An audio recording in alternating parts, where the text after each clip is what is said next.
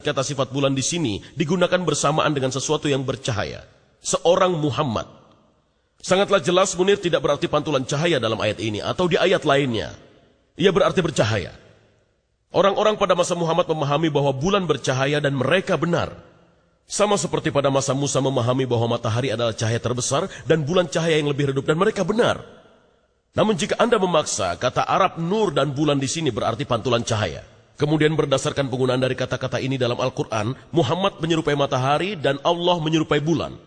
Apakah Dr. Naik benar-benar ingin mengatakan bahwa Muhammad adalah sumber cahaya dan Allah hanyalah pantulannya? Mengapa hal yang disebut pernyataan ilmiah ini yang tak seorang muslim pun akan dukung jika dia memberi kajian yang salah tentang Al-Qurannya sendiri? Dalam sebuah dialog seperti malam ini sangatlah membuat pembahasan yang jujur hampir tidak mungkin. Mari kita lanjutkan. Dan kita melihat pada perputaran air. Beberapa pengarang Islam menyatakan bahwa Al-Quran menunjukkan pengetahuan prailmiah tentang perputaran air. Apakah perputaran air itu? Dalam slide ini Anda akan melihat 4 langkah. Langkah pertama adalah penguapan. Air mengalir dari laut dan bumi. Langkah kedua, ia menjadi awan.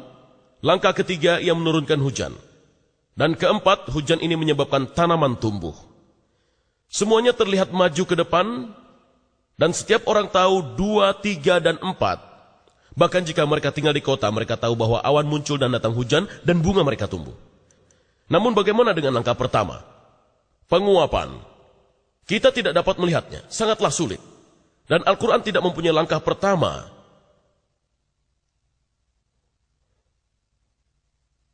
Sekarang akan kita lihat pada seorang nabi dalam Injil, yaitu nabi dari tahun 700 sebelum Masehi.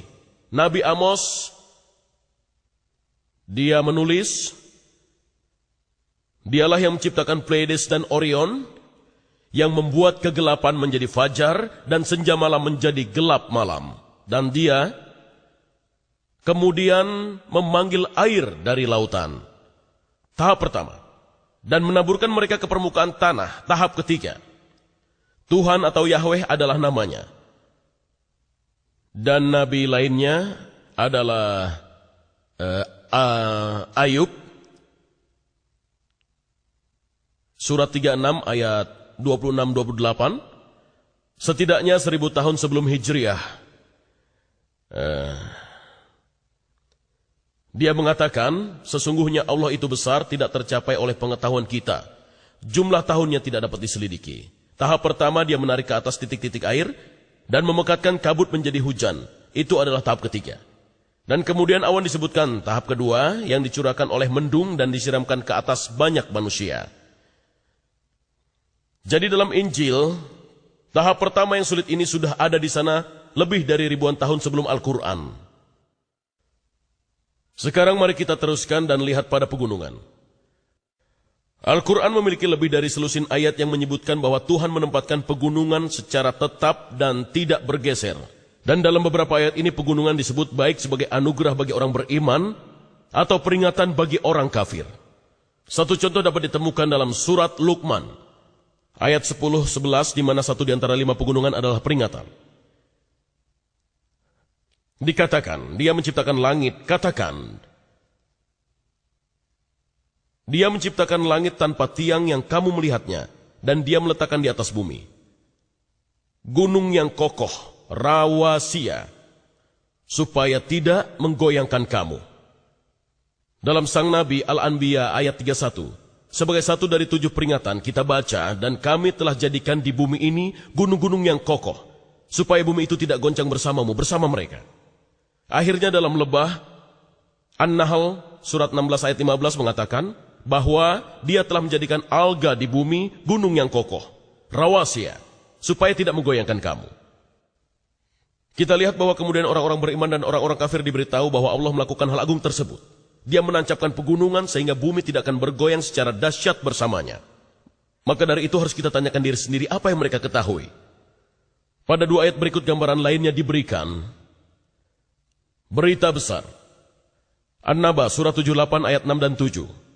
Bukankah kami telah menjadikan bumi sebagai sebuah hamparan, gunung-gunung sebagai pasak, al-jibala autad, Benda seperti yang digunakan untuk memasang tenda di tanah. Dan kemudian hari pembalasan Al-Ghasyiyah, surat 88 ayat 17 dan 19. Maka apakah orang-orang kafir tidak melihat gunung-gunung, Al-Jibal, dan bagaimana mereka ditancapkan seperti tenda? Di sini manusia diberitahu bahwa gunung-gunung dihamparkan seperti pasak-pasak tenda. Pasak pada tenda membuat tenda stabil. Jadi sekali lagi gagasannya adalah sebagai pasak. Gunung-gunung akan menghindarkan bumi dari guncangan. Gambaran ketiga diwakilkan dalam kata roasia, digunakan untuk gunung. Kata ini berasal dari kata dasar bahasa Arab arsa, dan kata dasar yang sama digunakan untuk kata Arab untuk jangkar. Untuk membuang atau melempar jangkar, alga al-mirsa. Jadi bukannya melempar jangkar untuk membuat kapal tidak bergerak. Kami menghamparkan gunung-gunung untuk membuat bumi tidak bergerak. Nah, dari gambaran ini sangatlah jelas bahwa pengikut Muhammad tahu bahwa gunung-gunung diletakkan seperti pasak pada tenda, untuk membuat tenda tetap pada tempatnya. Seperti jangkar untuk membuat kapal tetap pada tempatnya, untuk menghentikan bumi bergoyang atau membatasi gempa bumi. Namun pada kenyataannya hal itu keliru. Pembentukan gunung-gunung menyebabkan gempa bumi. Maka ayat ini menampilkan masalah yang pasti. Dr. Maurice Bucaille menyadarinya dan membahasnya dalam bukunya Injil, Al-Quran, dan Ilmu Pengetahuan. Setelah mengutip ayat di atas tentang gunung, dia mengatakan, ahli geologi modern menggambarkan kesalahan di bumi seperti memberi landasan pada gunung-gunung, dan kestabilan pada kerak bumi dihasilkan dari fenomena dari kesalahan ini. Ketika ditanya tentang hal ini, seorang profesor geologi Dr. David E. Young mengatakan, adalah benar bahwa beberapa pegunungan dibentuk dari lipatan bebatuan dan lipatannya ada yang berukuran besar. Tidak benar bahwa lipatan tersebut membuat kerak bumi stabil. Keberadaan lipatan tersebut sebagai bukti dari ketidakstabilan kerak bumi. Dengan kata lain, pegunungan tidak menghindarkan bumi dari goncangan. Pembentukan mereka justru menyebabkan permukaan bumi menjadi bergoyang. Teori geologi masa kini menyebutkan bahwa pengerasan kerak bumi terjadi karena belahan atau lempengan yang secara perlahan bergerak dengan berhubungan satu sama lainnya. Terkadang lempengannya berpisah, seperti Amerika Utara dan Selatan berpisah dari Eropa dan Afrika Selatan. Dan terkadang mereka bergerak bersamaan, meluncur bersamaan, dan bertubrukan satu sama lain, dan kemudian mereka menyebabkan terjadinya gempa bumi. Sebuah contoh dari jenis pembentukan gunung ini ditemukan di Timur Tengah, tempat terjadinya migrasi bangsa Arab menuju Iran, yang menyebabkan jajaran Zigros di Iran. Pada beberapa tempat di dunia, seperti pada sebuah perjalanan sepanjang jalan, seseorang melihat sisi lembah lapisan badai pasir yang tadinya horizontal ketika mengendap, sekarang menonjol membentuk sebuah sudut.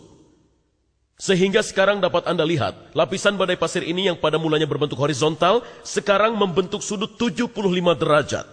Mereka tertekan di sana oleh gempa bumi karena terbentuknya gunung-gunung. Terkadang lempengannya bertabrakan satu sama lain. Dan juga mulai meluncur. Selama masa ini, kekuatan besar terbentuk. Ketika kekuatan pergeserannya diatasi, bagian dari lempengannya yang menempel condong ke depan, menyebabkan sebuah gelombang kejut dari gempa tikaman, dan kemudian secara tiba-tiba ia menjadi dum seperti ini. Pada sebuah gempa bumi akhir-akhir ini, dihitung bahwa di Cocos Plate, Meksiko, tiba-tiba melompat ke depan sejauh 3 meter. Ya, jika kuda Anda tiba-tiba melompat sejauh 3 meter akan menjadi suatu bencana. Jenis lain dari gunung adalah yang terbentuk dari gunung berapi. Lava dan abu dari dalam bumi tersembur keluar dan membuat gundukan sampai sebuah gunung tinggi terbentuk, bahkan dari dasar laut. Dan kita dapat lihat jenis peristiwa ini dari gambar ini. Saya harap Anda dapat melihatnya. Tidak jelas ya?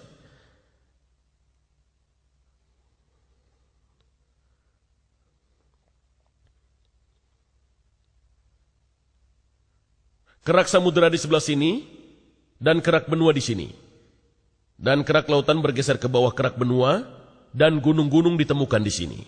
Ini adalah gunung berapi, dan ini adalah magma dari batuan-batuan. Naik ke atas melalui gunung berapi, dan ini adalah gunung berapi lainnya dengan magma yang sedang naik ke atas. Dan Anda lihat di sini, ini adalah bagaimana gempa bumi itu terjadi.